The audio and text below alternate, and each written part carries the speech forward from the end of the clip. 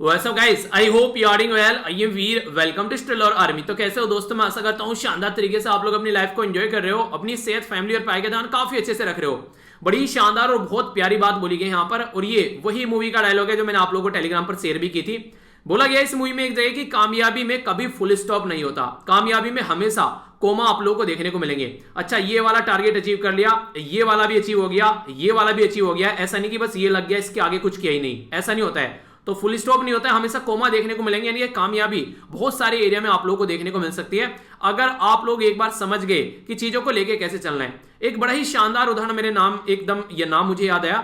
अगर कामयाबी के बारे में बात करें तो आर्नोल्ड साहब के बारे में आप लोग बात कर लीजिए। ये इंसान जो है इतने लंबे समय तक बॉडी बिल्डिंग के चैंपियन के फील्ड में कोई इनको टक्कर देने वाला नहीं था, तो ये काफी लंबे समय तक चैंपियन रहे। इसके बाद में इनको लगा कि मूवी के अंदर इनको एंट्री करनी चाहिए, तो ये एक हीरो बने। जबकि वहां पर स्टार्टिंग में इनको काफी ज्यादा यातनाएं झेलनी पड़ी, लग नहीं रहा था कि यहाँ पर ये बन पाएंगे, पर लेकिन इन्होंने अपने आप पर विश्वास किया और शानदार मूवी आप लोग देख सकते हैं।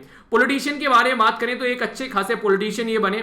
स्टार्टिंग में लोगों ने बोला था कि पॉलिटिशियन नहीं बन पाओगे, पर लेकिन इनके द्वारा जो जो भी चीजें डिसाइड की गई वो इनके द्वारा अपनी जिंदगी में कोमा लगाते चले गए, और इनकी जिंदगी में कभी फुल स्टॉप नहीं आया। यानी कि अपनी जिंदगी को हमेशा एक प्रोडक्टिव लाइफ बनाकर चले, ये नहीं कि बस एक चीज निकल गई इसके बाद में जिंदगी खत्म। ठीक है, तो इस तरीके का जो इंसान है उसकी जिंदगी में कभी भी आप लोगों को जो चीजें हैं वो रुकी हुई नहीं मिलेगी। हमेशा वो आप लोग कुछ ना कुछ करता हुआ मिलेगा, हमेशा वो एक प्रोग्रेसिव पाथ पर आप लोगों को मिलेगा, हमेशा अपने टाइम को ढंग से यूटिलाइज करता हुआ आप लोगों को पाया जाएगा, और हमेशा वो आप लोगों को देखने को मिलेगा कि उसके दिमाग में उसका गोल घूमता रहता है कि अच्छा अब ये कर रहे हैं। तो इस तरीके का आदमी आप लोगों को हर टाइम एक एनर्जी से भरा हुआ इंसान मिलेगा।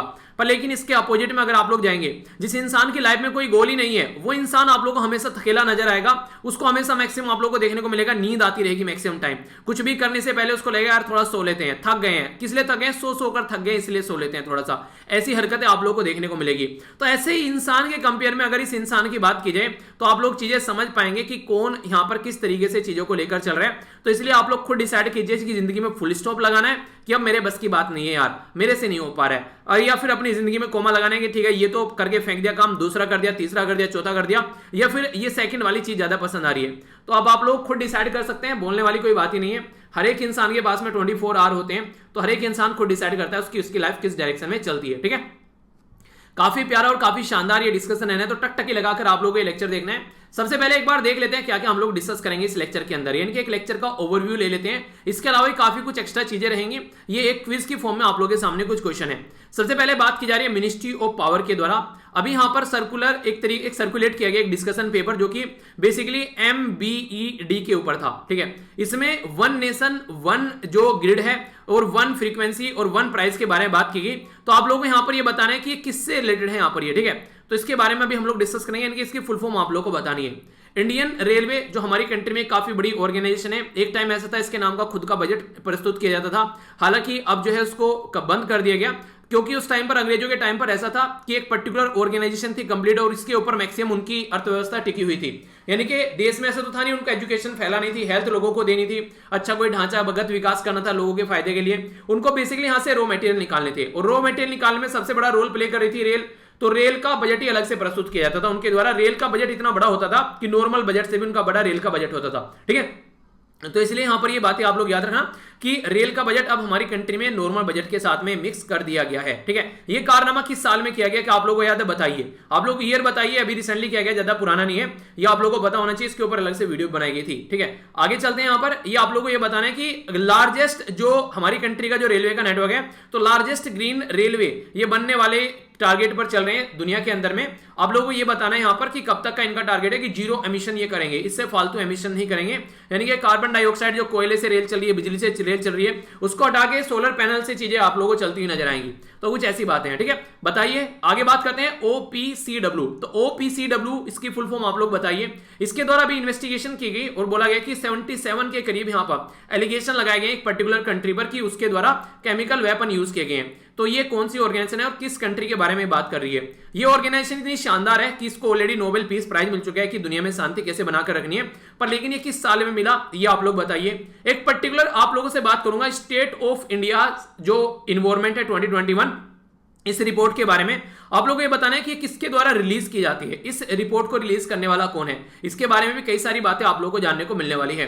ग्लोबल इकोनॉमिक जो प्रोस्पेक्ट है उसके बारे में हम लोग बात करेंगे, ये किसके द्वारा रिलीज किया जाता है। इसमें ये बताया गया कि हमारी कंट्री की जो जीडीपी यानी कि डोमेस्टिक जो हमारी कंट्री की ग्रोथ रहने वाली है उसके बारे में बात की जा रही है। तो इसमें 8.3% यहां पर बोला गया है, ठीक है। तो ये आप लोगों को बताना है कि किसके द्वारा ये बोला गया। इसी के साथ में अगर बात करें जैसे कि लैंड डिग्रेडेशन के बारे में बात करते हैं। लैंड डिग्रेडेशन यानी कि जमीन ऐसी बंजर हो गई है कि वो खेती करने लायक नहीं बनी, तो नहीं रही। पॉपुलेशन बढ़ती जा रही है, जमीन जो है डिग्रेड होती जा रही है।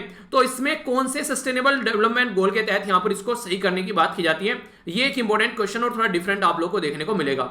एनएचपीसी के बारे में बात की जा रही है। एनएचपीसी जो है इसके द्वारा बिहार गवर्नमेंट के साथ मिलकर यहां पर अभी बात की जा रही है, यहां पर दागमारा जो हाइड्रो इलेक्ट्रिक प्रोजेक्ट है उस पर काम किया जा रहा है। तो ये कौन सा ऑर्गेनाइजेशन है ये आप लोगों को बताना है, इसकी कौन सी रिवर पर है ये भी बताइए, फिर हम लोग डिस्कस करेंगे लेक्चर के अंदर। आगे बात करते हैं, यहां पर रेलवे के बारे में बात की जा रही है। तो रेलवे के द्वारा अभी यहां पर डेवलप किया गया TCAS, तो ये काफी इंपॉर्टेंट एक सिस्टम है जिससे कि एक्सीडेंट वगैरह रोके जा सकते हैं। तो इसका फुल फॉर्म आप लोग बताइए। हमारी कंट्री में रेलवे के रिलेटेड काफी ज्यादा एक्सीडेंट देखने को मिलता है, पटरी से उतर गई, ये हो गया वो हो गया, तो सारी चीजें नजर आती हैं। तो उसको कैसे रोकना है उसके बारे में आप लोगों को यहाँ पर चीज देखने को मिलेगी। तो एक टेक्नोलॉजिकल बेस पर चीजें आगे लेकर चलने की बात की जा रही है। तो काफी प्यारा, काफी शानदार और काफी इंटरेस्टिंग ये डिस्कशन रहने वाला है। एक एक कर चीजों के ऊपर नजर डालेंगे और फिर आप लोग देखिएगा कैसा रहा लेक्चर, बताइएगा, ठीक है। लेक्चर का फीडबैक जरूर दिया कीजिए वीडियो के एंड में आप लोग कि लेक्चर कैसा रहा। कोई भी अगर डाउट हो, कंफ्यूजन हो तो जरूर बताना, ठीक है। तो आइए डिस्कशन को आगे बढ़ाते हैं, एक एक कर देखते हैं क्या क्या न्यूज है आज के इस लेक्चर के अंदर। आइए तो पहले यहां पर बात करेंगे एक इंपॉर्टेंट डे के बारे में। एग्जाम के लिए हो सकता है कि ये डे इंपॉर्टेंट न हो, पर लेकिन ये आप लोगों की हेल्थ के लिए काफी इंपॉर्टेंट है ये। तो हेल्थ के बारे में हम लोग बात करेंगे, बात की जा रही है यहाँ पर सॉल्टरिंग डे के बारे में। तो ये बेसिकली होता क्या है, इसका मतलब होता है एक तरीके से सैर करना। सैर करना यानी कि घूमना टहलना। आप लोगों को मैं बोलूँ कि शाम को अपना काम कंप्लीट कर 6 बजे के करीब या फिर 5 बजे के करीब जो भी आप लोगों को टाइम सुटेबल लगे, पार्क में आप लोगों को टहलना चाहिए। कम से कम कोशिश करो कि 20 मिनट के करीब तो कम से कम टहल कर आओ।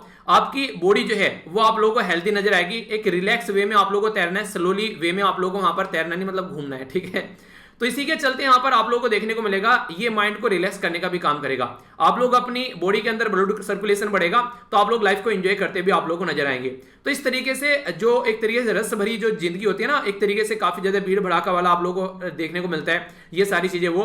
तो यहाँ पर साउट्री का मतलब बेसिकली साउट्री का मतलब यही यहाँ पर कि एक तरीके से वॉक स्लोली ए रिलैक्स मैनर। हाँ, चल रहे हैं, बॉडी को पुश नहीं कर रहे हैं कुछ काम करने के लिए, बॉडी अपने आप चली जा रही है, नॉर्मल तरीके से घूम रहे हैं, ठीक है। तो ये काम आप लोग जरूर करिए, काफी जरूरी है आज के टाइम पर। और अभी आप लोगों को पता है 21 जून को हम लोग योगा डे भी सेलिब्रेट करेंगे। उसकी थीम अभी यहाँ पर डिक्लेयर कर दी गई है। थीम क्या है आप लोग बताइए, फिर तो मैं वहां पर आप लोगों से डिस्कस करूंगा ही करूंगा। और टारगेट रखिए कि योगा डे से अपनी जिंदगी में आप लोगों को कोशिश करनी है कि योगा स्टार्ट करना ही करना है। और अगर आज से ही कर दे तो कोई बात ही नहीं है, पर लेकिन फिर भी अगर लगता है योगा डे आप लोगों के लिए एक महत्वपूर्ण दिन है और उस दिन से स्टार्ट करेंगे, तो पंडित ने बोला है, किसी मौलवी ने आप लोगों को बोला है कि हाँ ये दिन जो है इसमें अच्छा है, इससे स्टार्ट कीजिए, तो फिर अलग बात है। वरना जिस दिन आप लोगों को सुटेबल लगे उस दिन से आप लोग की चीजें स्टार्ट कर सकते हैं, ठीक है। आइए आगे चलते हैं। ये इंपॉर्टेंट डे हेल्थ के बारे में यहाँ पर बात की जा रही है। यहाँ पर बात की जा रही है world sickle cell awareness day. तो इसके बारे में जानते हैं क्या क्या बेसिकली चीजें हैं। पहले तो आप लोगों को ये पता होना चाहिए कि ये सिकल सेल है क्या और इसके बारे में अवेयरनेस की क्या जरूरत है, ये मतलब क्यों जरूरी है। आप लोग यहाँ पर देखिए तो आप लोगों को देखने को मिलेगा कि जो ब्लड वगैरह है उसके बारे में कुछ चीजें आप लोग को दिखाने की कोशिश की जा रही है। नॉर्मली है क्या सिकल सेल जो डिजीज है, बेसिकली इसके बारे में बात करें, होता क्या है कि हमारे जो ये डिसऑर्डर जो है ये नॉर्मली आप लोगों को देखने को मिलेगा कि एक तरीका ब्लड के अंदर ये डिसऑर्डर है और ये इनहेरिटेड है, यानी कि हमारे जो पेरेंट्स हैं, हमारे जो बुजुर्ग हैं, उनसे हमारे अंदर ये डिसऑर्डर जो है बेसिकली एंट्री करता है। नॉर्मली इसको जो सिकल सेल एनीमिया का नाम भी आप लोगों ने सुना होगा कई बार। तो ये जो डिसऑर्डर होता है इसमें हमारी बॉडी के अंदर जो ब्लड सेल होती हैं, ठीक है, ब्लड सेल जो होती हैं उनकी जो कैपेसिटी है ऑक्सीजन को कैरी करने की, वो आप लोगों को काफी कम नजर आएगी, या फिर उसके अंदर आप लोगों को चेंज नजर आएगा, यानी कि जिस वे में वो काम कर सकते हैं उस वे में काम करती हुई नजर नहीं आएगी। तो ब्लड जो है बॉडी में अगर ढंग से प्रवाह नहीं करेगा तो जो भी आप लोग खा रहे हैं वो आप लोगों की बॉडी में सही से नहीं पहुंचेगा। तो इसके चलते और भी कई सारी दिक्कत देखने को मिलेगी। और सबसे बड़ी बात यहां पर यह कि बॉडी के अंदर आप लोगों को बेसिकली पेन भी होना स्टार्ट हो जाएगा, यानी कि आप लोगों की बॉडी के अंदर आप लोगों को पेन फील होना स्टार्ट हो जाएगा। तो इसके चलते कई बार लोगों को ये पता नहीं रहता कि हो क्यों रहा है, आखिर यार हम तो सारी चीजें कर रहे हैं फिर भी ये हो क्यों रहा है। तो कोई ऐसा डिसऑर्डर जो आप लोगों की आपकी खुद की जिंदगी की वजह से नहीं, वो आप लोगों की जो पारिवारिक जो प्रवृत्ति है, एक तरीके से जो एक इनहेरिटेड जो बीमारी है वो चली हुई आती है यहाँ पर, उसकी वजह से दिक्कत देखने को मिलती है। तो अगर पता नहीं होगा तो आप लोग परेशान रहेंगे, फिर बाद में पता चलेगा कि ऐसा कुछ है तो आप लोग को पता चलेगा अच्छा इसकी वजह से हो रहा है, ठीक है। तो यूनाइटेड नेशन के द्वारा कोशिश की गई कि पब्लिक हेल्थ में इसके बारे में बात होनी चाहिए। ये कंसर्न का रीजन है क्योंकि काफी सारे लोगों को ये देखने को मिल जाता है और इसके बारे में कोई बात भी नहीं करता है। तो अगर बात करेंगे तो इसको चीजों को ढंग से समझा भी जाएगा, ठीक है। तो ये एक डे है जो कि आप लोगों को पता होना चाहिए। देखिए जो कोई पढ़ रहा है ना, कम से कम उनको तो यार ये चीजें पता होनी चाहिए। एग्जाम में पूछी जाए नहीं पूछी जाए वो दूसरी बात होती है, पर एक आप लोगों को वैसे पता होनी चाहिए कि सोसाइटी में आप लोग रह रहे हैं कि वहां पर ऐसी भी कोई चीजें देखने को मिलती है, ठीक है। आई होप कि आप लोग समझ रहे होंगे क्या बोल रहा हूं। आइए शॉर्ट न्यूज के बारे में यहां पर बात करते हैं, फिर आगे डिटेल में न्यूज देखेंगे। काफी प्यारी प्यारी, काफी इंटरेस्टिंग और इंपॉर्टेंट न्यूज है, एक एक कर नजर डालते हैं। सबसे पहले जो यहां पर बात की जा रही है सीवीसी के बारे में। सीवीसी की फुल फॉर्म क्या होती है? इसको बोलते हैं सेंट्रल विजिलेंस जो कमीशन होता है। तो सेंट्रल विजिलेंस कमीशन, जिसको सतर्कता आयोग आप लोग बोलते हैं, केंद्रीय सतर्कता आयोग हिंदी में इसको आप लोग बोलते हैं।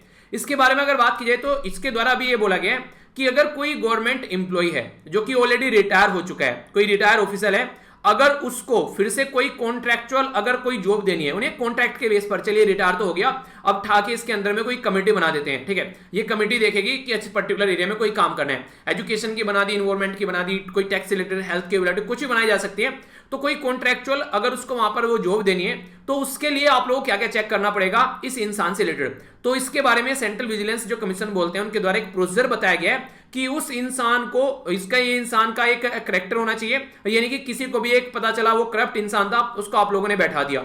तो बिफोर ऑफरिंग एम्प्लॉय, अगर उसको कोई एम्प्लॉयमेंट आप लोगों को ऑफर करना है, जो रिटायर्ड ऑल इंडिया सर्विस या ग्रुप ए का जो ऑफिसर है सेंट्रल गवर्नमेंट के अंदर या फिर कोई दूसरी ऑर्गेनाइजेशन के अंदर, कोई पोस्ट जो सेंट्रल गवर्नमेंट के द्वारा कंट्रोल की जाती है, तो सबसे पहले यहां पर जहां से वो रिटायर हुआ है, ठीक है, तो उसके वहां पर उसको क्लियरेंस लेना पड़ेगा जहां से वो रिटायर होकर आया है। पहला तो क्लियरेंस उसको वहां से लेना पड़ेगा जहां से वो रिटायर होकर आया है, ठीक है। इसके बाद में फिर यहां पर एक जो, या तो एक ऑर्गेनाइजेशन से पता चला उसने दो ऑर्गेनाइजेशन के अंदर काम किया है, पहले एक के अंदर था फिर दो के अंदर हो गया, अब बेसिकली शांति में बैठा हुआ है, ठीक है। तो जिस भी ऑर्गेनाइजेशन के एक या एक से ज्यादा ऑर्गेनाइजेशन के अंदर गया तो हर जगह से उसको क्लियरेंस लेना पड़ेगा, पहली इंपॉर्टेंट बात ये बोली गई, ठीक है। इसी के बाद में फिर यहां पर ये सारी चीजें जो है उसको ये सीबीसी के पास भी सेंड करनी पड़ेगी।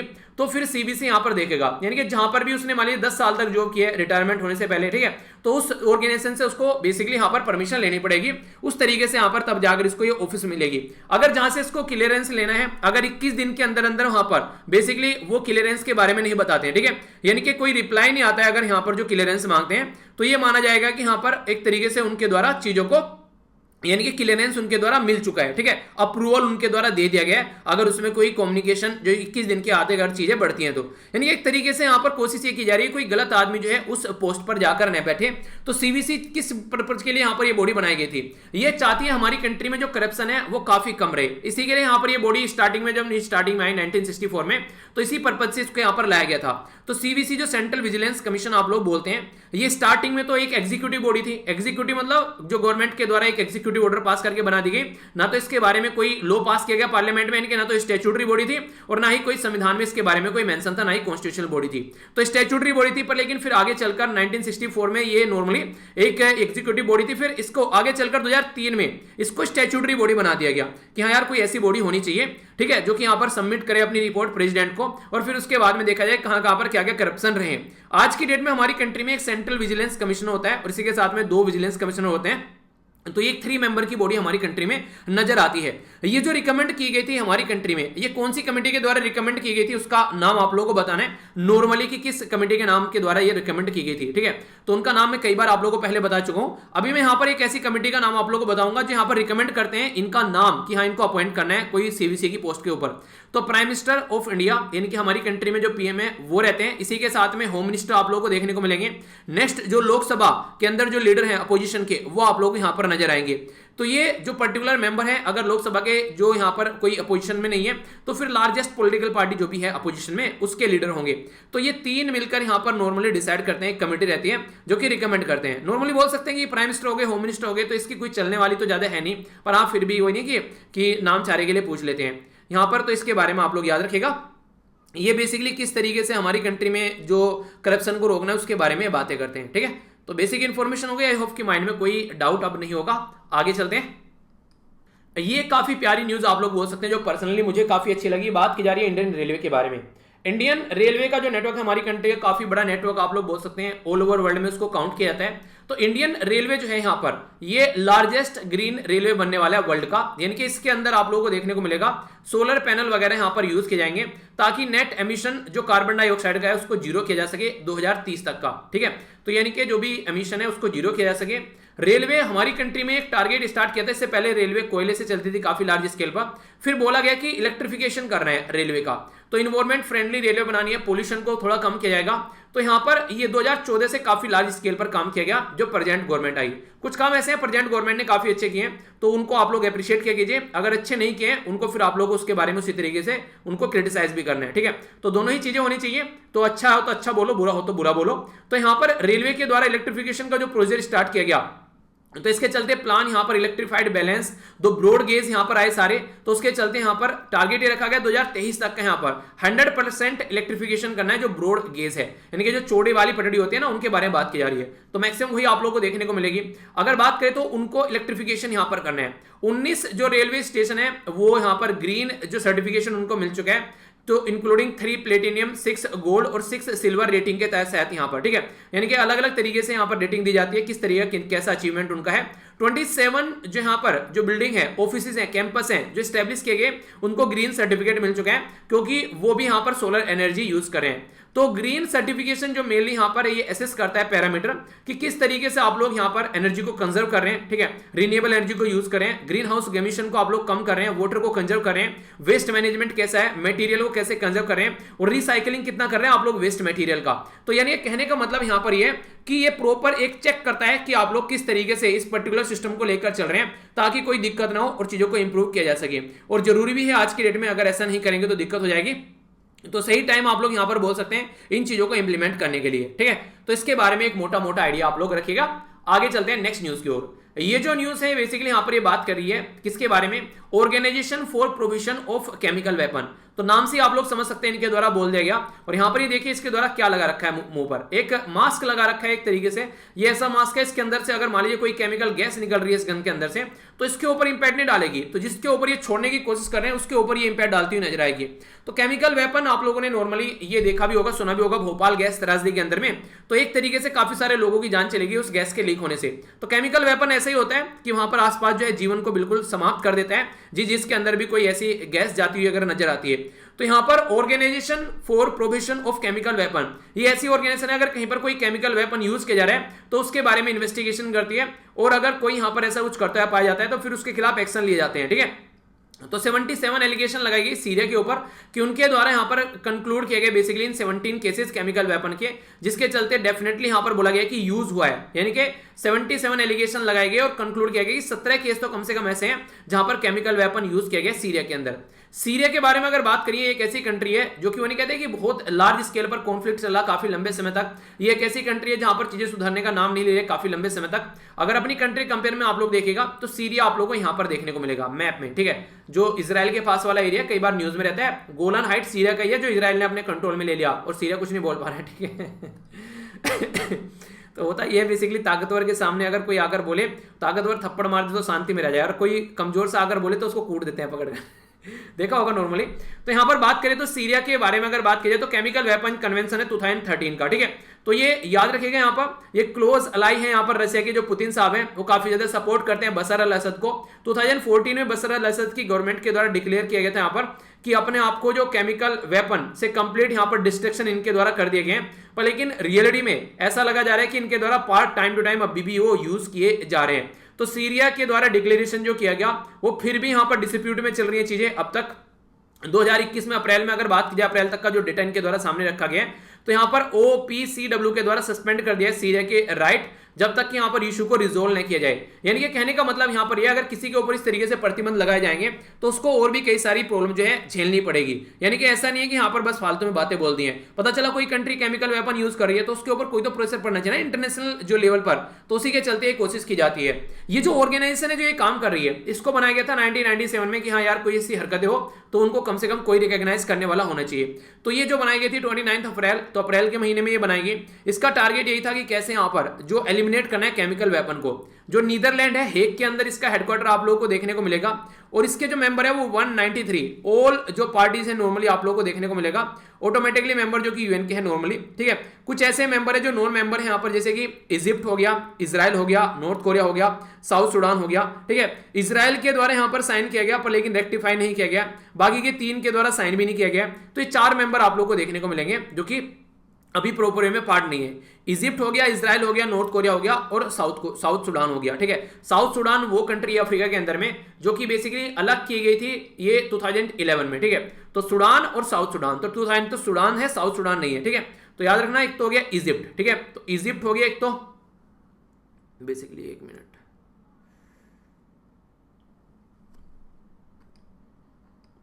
वन सेकेंड यार।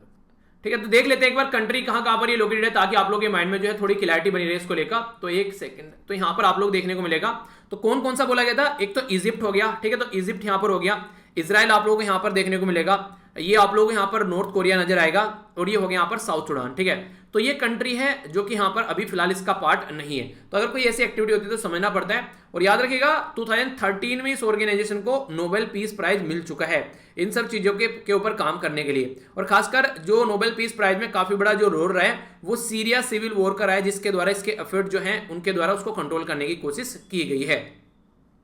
आगे चलते हैं, यहां पर बात की जा रही है कीनिया के बारे में। तो कीनिया भी अभी यहां पर काफी ज्यादा न्यूज में है। ये मेगा इंफ्रास्ट्रक्चर प्रोजेक्ट यहां पर चला है, ढांचागत विकास किया जा रहा है काफी लार्ज स्केल पर कीनिया कंट्री के अंदर। कहां पर ये है, यहां पर लामू पोर्ट। तो आप लोगों से अगर पूछ ले जाए यहां पर ये पोर्ट कहां पर है, तो याद रखिएगा, तो लामू पोर्ट बेसिकली आप लोगों को कीनिया के अंदर नॉर्मली देखने को मिलेगा।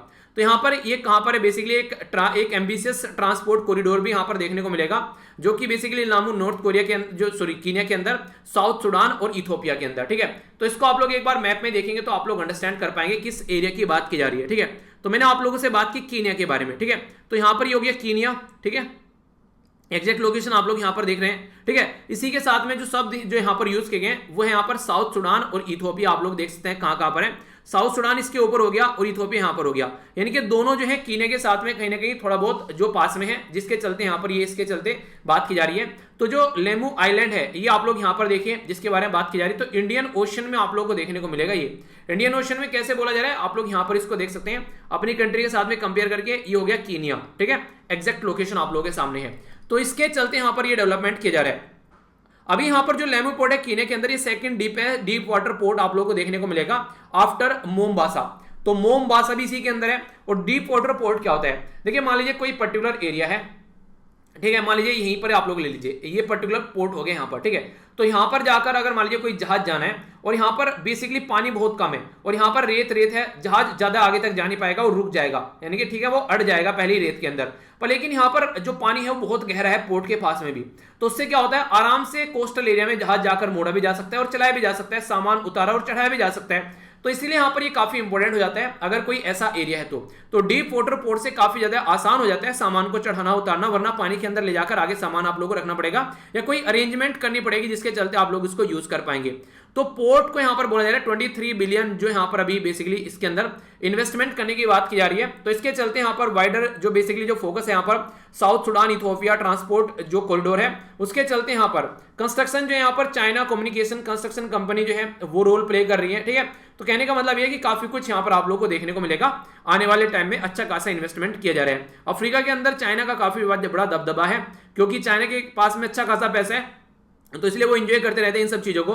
अभी यहां पर कई सारी और चीजें देखने को मिलेगी, जैसे कि यहां पर आप लोगों को रेल जो है बेसिकली यहां पर जो रेलवे लाइन बिछाई जा रही है, oil pipeline, refinery, road network, international airport, तो कई सारी चीजें आप लोगों को देखने को मिलेगी यहां पर जो बेसिकली इस पर्टिकुलर एरिया को डेवलप करने की बात की जा रही है। तो ठीक है, तो कहने का मतलब ये कि कोई ऐसा तो होता नहीं है जैसे मान लीजिए आप लोगों को क्या करना है, आप लोगों ने कहीं मान लीजिए खेत के एक आसपास वाले एरिया में कोई पेड़ लगा दिया, तो पेड़ लगने के बाद में नीचे छोटे छोटे घास फूस होने लगेंगे, छोटे छोटे कीट पतंगे उसके नीचे आने लगेंगे। ठीक है, और भी कई सारी चीजें आप लोगों को देखने को मिलेगी। तो इस तरीके से कई सारी चीजें और भी वहां पर अपने आप डेवलप होने लगती है, कुछ सपोर्ट देखने को मिलता है। ठीक है, तो ये है इसके बारे में। आगे चलते हैं, एक और इंपॉर्टेंट न्यूज यहां पर ये बात की जा रही है एक रिपोर्ट के बारे में। रिपोर्ट का नाम है स्टेट ऑफ इंडिया इन्वायरमेंट 2021। ये जो centre for science and environment के द्वारा प्रस्तुत की गई और इसमें यह बोला गया कि जो अभी फिलहाल कोविड-19 के चलते जो बीमारी चल रही है, तो 2,03,000 किलोग्राम जो यहां पर बायो जो मेडिकल वेस्ट जनरेट हो गया है। बायोमेडिकल वेस्ट यानी कि इंजेक्शन वगैरह या फिर पीपी किट वगैरह, ये सारी चीजें नहीं जो इंजेक्शन की बोतल वगैरह होगी, दवाई की शीशी होगी, ये सारा जो भी चीज यूज किया जा रहा है, तो टोटल जो नॉन बायोमेडिकल वेस्ट है जो सारा इकट्ठा होता है उसका 33% जो है वो ओनली यहां से निकल कर आ रहा है। तो इतनी बुरी कंडीशन आप लोग यहां पर बोल सकते हैं कि देश के अंदर अब यहां पर इसको कैसे टैकल करना है वो भी सोचना पड़ेगा, क्योंकि कितने सारे हॉस्पिटल हैं, कहां कहां पर कितने सारे डॉक्टर काम कर रहे हैं, कितने इंजेक्शन यूज किए जा रहे हैं। अभी सोचिए पूरी जनता को इंजेक्शन लगाने हैं, तो सारे प्लास्टिक के जो इंजेक्शन होंगे वो आप लोग सोचिए कि उनको कैसे एक तरीके से डिस्पोज किया जाएगा, क्योंकि एक इंजेक्शन एक इंसान को यूज होता है। और अगर आप लोग भी कभी इंजेक्शन लगवाने जाते हैं तो हमेशा नया इंजेक्शन ही यूज कराइए, वरना बीमारी के चांसेस काफी ज्यादा रहते हैं। तो बायोमेडिकल जो वेस्ट होता है यहां पर ये हमारी कंट्री में इसके ऊपर प्रीलिम से क्वेश्चन पूछा चुका है, याद रखिएगा, बायोमेडिकल वेस्ट मैनेजमेंट रूल 2016, ठीक है। तो बायोमेडिकल जो वेस्ट होता है यहां पर इसको बेसिकली कई तरीके से यहां पर डिस्क्राइब किया गया है कि कैसे कैसे आप लोगों को देखना है। तो येलो, रेड और इसी के साथ में व्हाइट और यहां पर ब्लू कैटेगरी में इसको रखा जाता है, ठीक है। तो यहां पर बेसिकली बात की जाए अगर कुछ ऐसी चीजें जैसे कि यहां पर इसको आप लोग ये देखिए, ये आप लोग देखेंगे यहां पर, ठीक है। तो अलग अलग आप लोग यहां पर इनको देख सकते हैं किस तरीके से इनके कंटेनर होते हैं जिनके अंदर बेसिकली इनको काउंट किया जाता है, ठीक है। तो यहां पर आप लोग को देखने को मिलेगा, तो नॉन जो क्लोरिनेटेड जो प्लास्टिक बैग होते हैं वो येलो के अंदर आते हैं, नॉन क्लोरिनेटेड प्लास्टिक बैग या फिर कंटेनर होते हैं वो आप लोग यहां पर देखने को मिलेंगे। इसी के साथ में जो बेसिकली जो पंचर वगैरह, लीकेज वगैरह, टेम्पर प्रूफ या कोई कंटेनर है वो आप लोग यहां पर आएंगे, ठीक है। इसी के साथ में यहां पर जो कार्डबोर्ड बॉक्स या फिर कोई ब्लू कलर जो इस तरह की चीजें आप लोगों को देखने को मिलेगी इसके अंदर में, यानी कि अलग अलग से इनको डिवाइड किया गया है यहां पर। तो यहां पे भी कुछ चीजें बताने की कोशिश की जा रही है, जैसे कि इंसेरिनेशन, बेसिकली जो प्लाज्मा, ये जो यहां पर प्लाज्मा पायरोलिसिस, ठीक है, या डी ब्यूरेल, तो येलो की कैटेगरी में आएगा, जलाई जाने वाली चीजें नहीं जैसे बोल सकते हैं आप लोग, ठीक है, जिसके अंदर चीजें जलती हैं, ठीक है। या फिर जहां प्लाज्मा पैरालिसिस के बारे में बात की जा रही है, या फिर ऑटो जो क्लेविंग है इसके बारे में बात की जा रही है, माइक्रोवेविंग के बारे में बात की जा रही है, या केमिकल डिसइंफेक्शन, ये रेड कैटेगरी की वेस्ट में आएगा, ठीक है। स्टेरिलाइजेशन या फिर जो यहाँ पर श्रेडिंग डिसइंफेक्शन फॉलोड बाय जो ब्यूरेल यानी कि जलाना दाबने वाली बात आती है, अगर दबाने वाली, ठीक है, उसको कैसे लेकर चलते हैं, ठीक है। वॉशिंग या डिसइंफेक्टेंट फॉलो बाय जो रिसाइकिल उसको किया जाता है, ये ब्लू कैटेगरी में आएंगे आप लोगों को बेसिकली, ठीक है। तो ये अलग अलग कैटेगरी यहां पर रखी गई है जिसके अंदर इनको टैकल करने की कोशिश की जाती है। एक मोटा मोटा सा आइडिया रखिएगा कि हाँ ऐसे ऐसे कुछ चीजें रहती हैं, कम से कम कंफ्यूजन नहीं होना चाहिए अगर क्वेश्चन बने तो, ठीक है। आगे बात करते हैं, यहां पर बात की जा रही है अभी रिसेंटली यहां पर हमारी कंट्री में अगर बात करें मिनिस्ट्री ऑफ पावर के बारे में, तो मिनिस्ट्री ऑफ पावर के द्वारा सर्कुलेशन किया गया एक पेपर जिसको बोला गया basically market based economic based dispatch, ठीक है। तो मार्केट बेस्ड इकोनॉमिक डिस्पैच यहां पर इसका नाम रखा गया, और ये इसमें क्या कोशिश की जा रही है कि इनपुट मांगे जा रहे हैं लोगों से, क्या क्या चीजें हैं वो बेसिकली कमेंट मांगे जा रहे हैं। जैसे मैं बोलने लगूं आप लोगों की बोला था मैंने पीआईबी का टाइम क्या होना चाहिए, तो कई सारे बच्चों के द्वारा अलग अलग टाइम यहां पर बताया गया, ठीक है। कोई बोल रहे हैं सर 9 बजे ले आए, कोई बोल रहे हैं सर 9:30 बजे ले आओ, ठीक है। 10 बजे के भी कई सारे ग्राहक थे, कुछ आगे मॉर्निंग के बारे में बोल रहे हैं, ठीक है। तो इस तरीके से कई सारे बच्चे कई सारी बातें बोल रहे हैं, ठीक है। तो मैंने डिसाइड किया अगर इसको किस टाइम पर एग्जैक्टली अगर लाया जाए सही रहेगा, 9 बजे इसका टाइम रख लेते हैं, 9 बजे सही रहेगा। वैसे मॉर्निंग में 4 बजे आती थी, तो अब आप लोगों को ये उससे पहले यानी कि आप लोग देखिए 4 घंटे तो इधर 7 घंटे पहले आप लोगों को ये मिल जाएगी, ठीक है। तो यानी कि जिसको 10 बजे चाहिए उसके लिए फायदेमंद है, 9:30 बजे चाहिए उसके लिए फायदेमंद है, जिसको सुबह 4 बजे जो रेगुलर उठकर देख रहे हैं, देखिए मेरा तो फिक्स टाइम रहता है, मुझे तो मॉर्निंग में जल्दी उठना है क्योंकि आप लोगों का हिंदू डिस्कशन लेके आना होता है, ठीक है। तो उसके चलते मुझे तो अपना प्रोसीजर फॉलो कर रही है। अगर आप लोग चाहें तो यहाँ पर जिसको लगता है कि सुबह 4 बजे उठ के देखना है, तो आप लोग को अपना शेड्यूल से सेट कर लीजिए कि सुबह 4 बजे भी आप लोग देखते हैं। तो कोशिश करूंगा कि 9 बजे इसको फिक्स कर लेते हैं, ठीक है। बाकी का इसके अलावा अगर कभी कभी लेट हो जाएगी तो मैक्सिमम आप लोग को 10 बजे देखने को मिलेगी। अगर किसी दिन कोई बहुत ही बुरी कंडीशन होगी तो उसके लिए आप लोग को मॉर्निंग में 4 बजे देखने को मिल सकती है, ठीक है। यानी कि रेगुलर जो फिक्स कर दिया गया टाइम वो है इसका 9 बजे। अगर मुझे थोड़ा बहुत 1-1.5 घंटा इधर उधर हो गया, कहीं जाना पड़ गया, तो 10 बजे आ सकती है, और बहुत ही ज्यादा इधर उधर जाना पड़ गया तो 4 बजे आ सकती है, ठीक है। तो ये देखेगा, मतलब कहने का मतलब है कि वीडियो रुकेगी नहीं, ये आप लोगों का नॉर्मली 9 बजे फिलहाल मैंने टाइम इसका फिक्स कर दिया, ठीक है। ये इसलिए क्योंकि कई सारे बच्चे बोले थे कि सर इसका कैसे करना है, और कई सारे बच्चे बोले सर हिंदू की वीडियो का भी टाइम फिक्स कर दो, जो हिंदू न्यूज़पेपर का डिस्कशन आता है। यार देखिए इसमें ना मैं पहले कितना भी काम करके बैठ सकता हूँ, यानी कि मेरे पास से पूरा दिन रहता है, आराम से कितना भी टाइम लेकर इस वीडियो को बना सकता हूँ।